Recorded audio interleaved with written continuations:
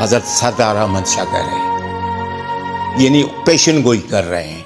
यानी अभी 15वीं सदी चल रही है और ये बुज़ुर्ग 14वीं सदी के हैं।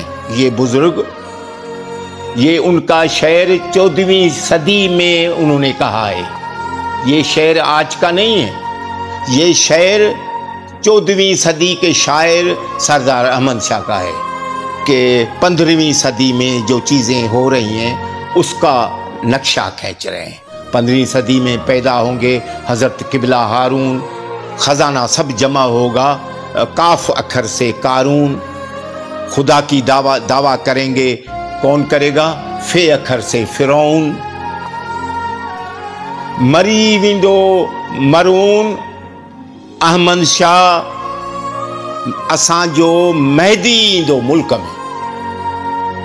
यानी ये 15वीं सदी की बात हो रही है कि इसमें ऊपर ये चीज़ें हैं, आखिर में बता रहे हैं सरदार अहमद शाह के आखिर में इमाम महदी।